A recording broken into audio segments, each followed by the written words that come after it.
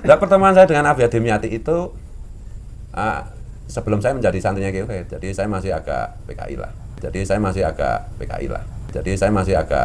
lah. Siap habisi gerombolan monyet PKI. Takbir. Sallu ala Nabi. Ketika kita umat Islam sedang fokus bela saudara-saudara kita di Palestina yang kita sayangkan, di Indonesia justru ada pihak-pihak yang coba-coba memecah belah umat Islam, bahkan memecah belah rakyat Indonesia. Betul? Betul? Bahkan kemarin saudara di akhir Ramadan, ketika para kiai lagi sibuk baca Quran, khatmul Quran, ngajak umat di mana-mana saudara. Para habaib lagi sibuk khatmul Quran dengan puluhan ribu umat di mana-mana. Itu di Jakarta, setiap malam-malam ganjil ada acara khatmul Quran di Maqamat. Itu yang hadir nggak kurang dari 50.000 orang, saudara. Habaibnya lagi sibuk, kiai-kiainya lagi sibuk. Ada satu orang, saudara. Ada satu orang yang dengan enaknya, dengan gampangnya menghina seorang ulama besar, saudara. Emang dari sepanjang Ramadan, dari awal Ramadan nggak berhenti memprovokasi. Kalau anda lihat terus dia provokasi umat lagi adem nih, lagi enak. Di akhir Ramadan saudara dengan enaknya dihina seorang ulama besar. Namanya Al-Habib Al-Imam Idrus bin Salim Al-Jufri, saudara. Habib Idrus bin Salim Al-Jufri seorang ulama besar di Nusantara. Beliau di Palu, Sulawesi Tengah, saudara. Besok subuh saya akan berangkat ke Palu untuk hadir haul beliau. Subuh langsung dari sini, saudara. Mudah-mudahan sehat walafiat doakan. Di sana beliau dikenal dengan istilah guru tua. Seorang yang punya jasa besar pendidikan di Sulawesi dan Indonesia Timur. Anda bayangkan, dari tahun 30-an sampai tahun 70, ketika beliau wafat, saudara, sebelum beliau wafat hampir 70-an, saudara. Itu beliau berjuang habis-habisan sekian tahun tersebut, hampir tahun 70, mendirikan madrasah. Sampai-sampai di masa hidupnya beliau sudah mendirikan 500 lebih madrasah al-khairat di Sulawesi dan Indonesia Timur, saudara. 500 lebih madrasah di masa itu, saudara. Ini di Sulawesi. Sekarang aja di Sulawesi aksesnya masih susah jalanannya, saudara. Dari pulau ke pulau, dari desa ke desa, hutan ke hutan, bahkan sampai ke Indonesia Timur, sampai ke Maluku Utara, saudara. Bahkan itu Abnaul Khairat sampai ke Papua, luar biasa. Saking besarnya jasa beliau, sampai-sampai kalau kita berangkat ke Palu, saya ini besok terbang dari Juanda Surabaya, mendarat di Palu.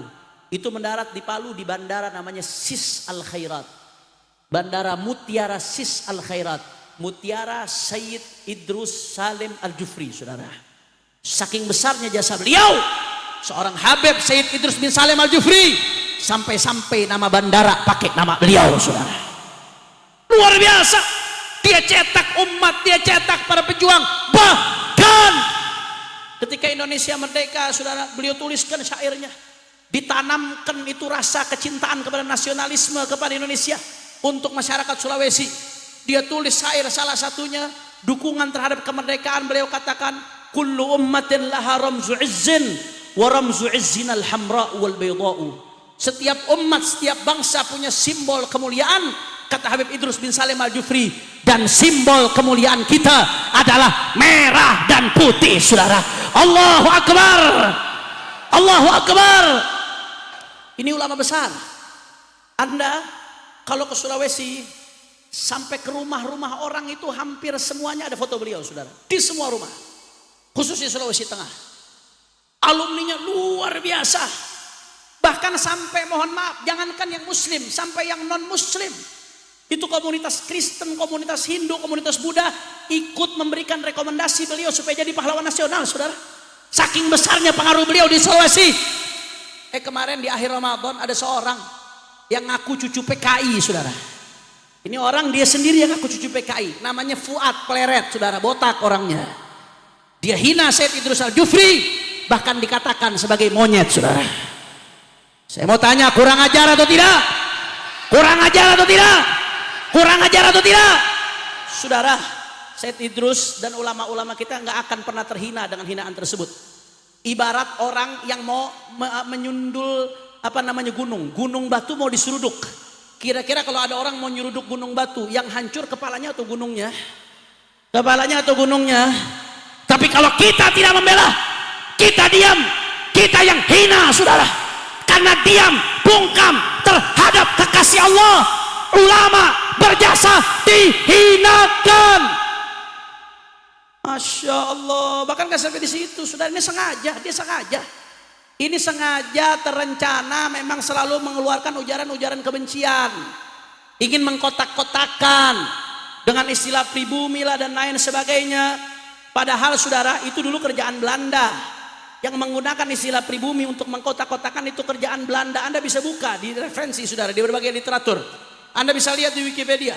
Belanda yang membuat tingkatan-tingkatan. Ada tingkatan kelas pertama, Belanda, Eropa dan lain sebagainya. Ada tingkatan warga kelas 2, Cina, India, Arab dan lain sebagainya.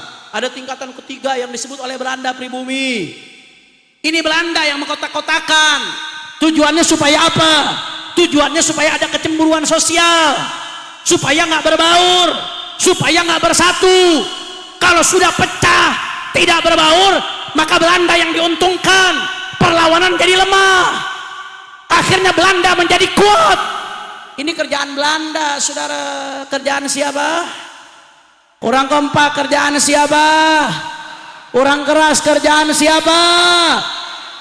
Belanda, saudara. Begitu Indonesia merdeka, ada yang namanya Sumpah Pemuda.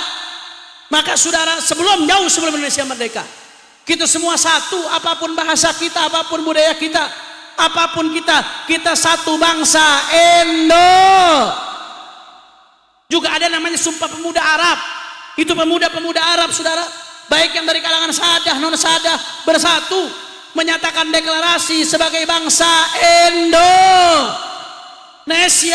Apalagi begitu kita mendeklarasikan kemerdekaan, mendeklarasikan bahwasanya kita semua Bhinneka Tunggal Ika, beda-beda suku, beda-beda budaya, beda-beda bahasa, kita satu Indo.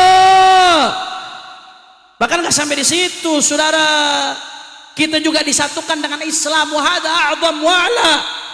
Beda suku, beda bahasa, beda budaya, gak ada hubungan kekerabatan, kita disatukan dengan satu Indo ya Islam. La ilaha illallah Muhammadur. Mau dipecah belah, mau diacak-acak saudara. Diskriminasi, rasisme, ini keji, ini biadab saudara. Ini upaya-upaya jahat. Karena kalau habaib, kiai, umat Islam sudah ribut dengan isu-isu rasisme saudara, akhirnya apa yang terjadi? Yang diuntungkan bandar-bandar judi saudara. Judi online makin merajalela di mana-mana, betul? Yang diuntungkan bandar narkoba, yang diuntungkan para koruptor, yang diuntungkan oligarki. Ribut, dibikin ribut urusan rasisme. Di Banten laut dipagerin saudara. Laut dipagerin. Anda tahu Fir'aun? Tahu Fir'aun? Sekejam-kejamnya Fir'aun gak pernah magerin laut merah saudara.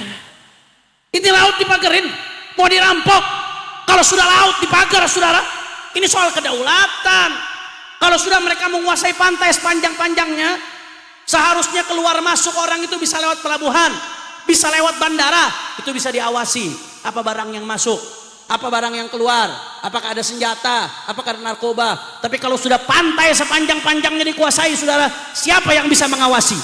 Mereka nggak masukkan narkoba, mereka nggak masukkan senjata, mereka nggak masukkan apa-apa yang bisa merugikan umat. Siapa saudara? Maka nggak main-main saudara. Ini ada kerjaan di belakangnya, ada dalang di balik ini.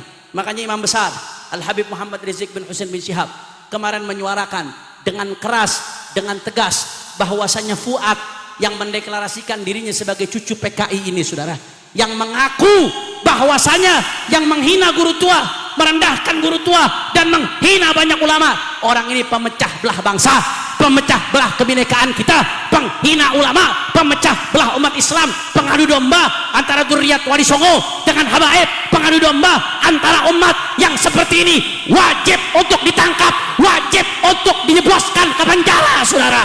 Setuju? Setuju? Setuju? Saya mau tanya, kira-kira ini pemecah belah bangsa, penjarakan atau tidak? Orang kompak, penjarakan atau tidak? Penjarakan atau tidak? Penjarakan atau tidak? Tangkap atau jangan? Tangkap atau jangan? Kalau sampai nggak ada tindakan dari aparat kita, siap jebloskan dia ke penjara. Siap jebloskan dia ke penjara. Siap jaga persatuan kita. siap jaga kesatuan kita. Semua angkat tangannya. Allahu Akbar, Allahu Akbar, Allahu Akbar. Sallu ala Nabi. Jangan saudara, jangan kita mau dipecah belah umat Islam. Jangan mau kita disibukkan dengan isu-isu yang tidak ada manfaatnya, yang bikin umat ribut.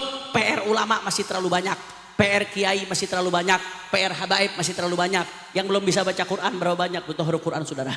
Yang belum bisa baca tulis huruf, yang belum bisa ngerti halal haram, yang belum tahu cara wudu, yang belum tahu cara sholat, yang masih main judi, yang masih narkoba, yang masih miras, yang korupsinya, oligarki yang ingin mengancam daripada bangsa. Itu PR kita saudara. Jangan mau diacak-acak oleh orang-orang yang menguntungkan daripada oligarki. Makanya saya mau tanya sebelum saya tutup, Rek Madura jawab yang kompak semua. Siap bersatu? Orang keras kurang semangat. Siap bersatu? Siap rapatkan barisan? Siap galang persatuan? Siap jaga kebinekaan kita? Kalau ada yang mau ngadu domba habaib dengan kiai, diamkan atau lawan? Kalau ada yang mau ngadu domba bangsa Indonesia, diamkan atau lawan? Kalau ada yang mau mengadu domba Nusantara, diamkan atau lawan? Siap jaga persatuan kita. Semua angkat tangannya. Allahu Akbar, Allahu Akbar. Kalau saya katakan bila Islam bersatu, semua jawab tak bisa dikalahkan bila Islam bersatu. Sambil angkat tangan, bila Islam bersatu, bila Islam bersatu, bila Islam bersatu, bila Islam bersatu. Umat Islam bersatu, umat Islam, umat Islam, ormas Islam, habaib dan kiai, umat Islam, umat Islam siap bersatu, siap rapatkan barisan, siap jaga persatuan, siap seret Fuad ke penjara, siap seret penghina guru tua ke penjara. Takbir. Sallu ala Nabi.